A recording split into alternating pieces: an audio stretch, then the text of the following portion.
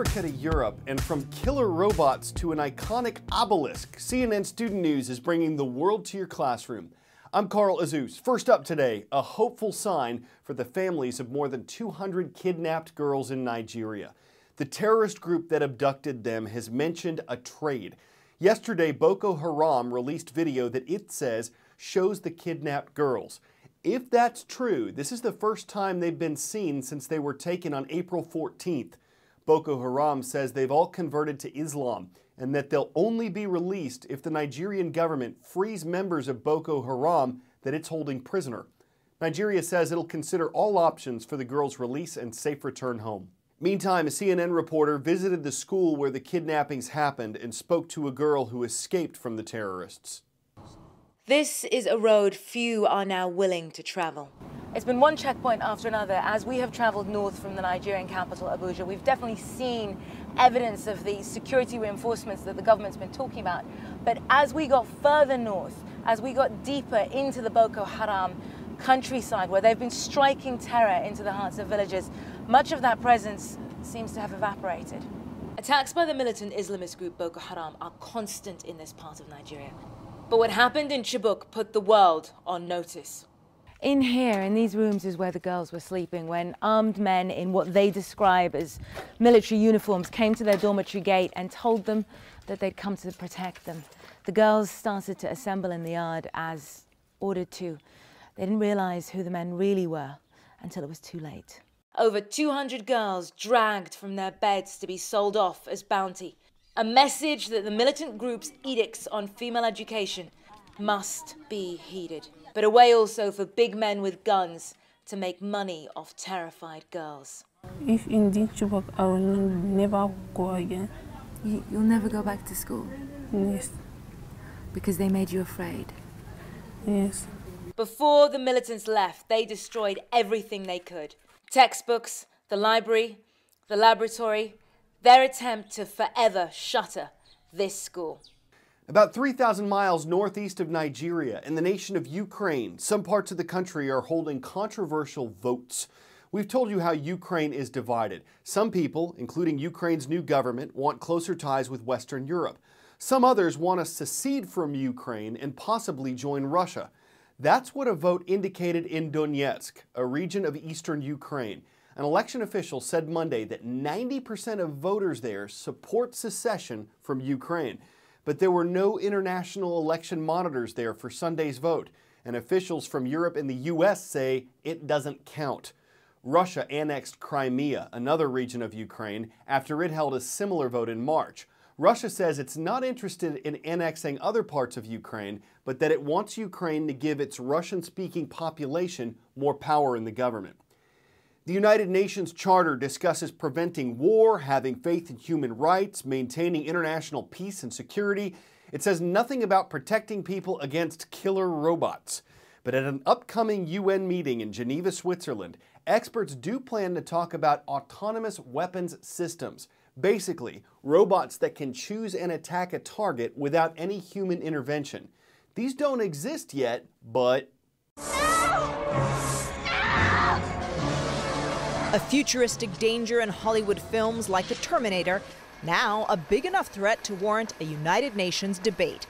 Robotic technology has already advanced to levels that wouldn't look out of place in a sci-fi blockbuster. These robots, developed by the Pentagon, can climb stairs, detect and avoid obstacles, and even correct themselves if you push them around. Robots are getting close to being able to do the physical tasks that we can do and more. It's only a matter of time before they appear on the battlefield. Machine technology is already being used to kill. We've seen that in drone strikes against the Taliban and other terrorist groups. But behind the drone technology, there is still a human being calling the shots. Giving robots the power to make those life or death decisions themselves is what the UN is discussing. A computer's ability to analyze and think is improving all the time. Google has been experimenting with neural networks, a kind of artificial brain capable of teaching itself independently from human programmers. And that raises a scary question. Will the artificial intelligences that power our robots one day decide to push back? Atika Schubert, CNN, London. Time for the shout out. Which of these objects is an obelisk? If you think you know it, shout it out. Is it the Space Needle, Liberty Bell, Leaning Tower of Pisa, or Washington Monument? An obelisk has 4 sides and ends in a pyramid shape, like the Washington Monument. That's your answer, and that's your shout out. And it's a tall one. When the monument honoring America's first president was finished in 1884, it was the tallest building in the world. It's made of granite and marble, stone that doesn't have much flex or give when the ground shakes. That's why it's been closed to the public for 3 years, and yesterday was its grand reopening. For 3 years, crews have been restoring the Washington Monument to its original glory. Hard work, stone by stone, that's come to a long-awaited end. Now that the 555-foot obelisk reopens to the public. And we have one of the most spectacular views in America, and certainly the best view in Washington, D.C. And we're very excited to allow visitors back up at this level. It's been closed since August 23, 2011, when a 5.8 magnitude earthquake shook the marble and granite, sending debris flying. We had some initial reports that there may have been some mortar or even some stones that had come loose.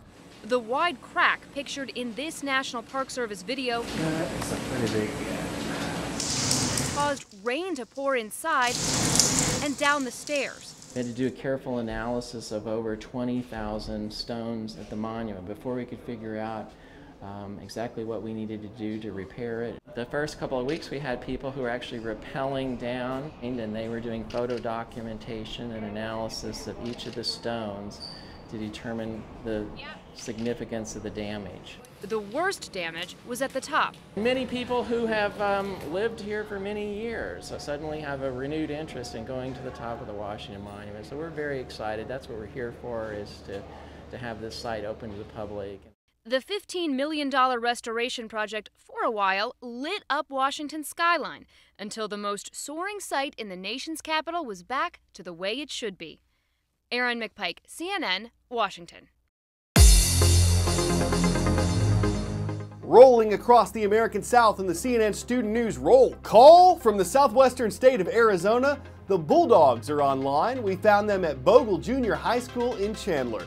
Good to see y'all in the Grand Canyon State. Now to Betsy Lane, Kentucky. The Bobcats are making roll in the Bluegrass State. Thank you for watching at Betsy Lane High School.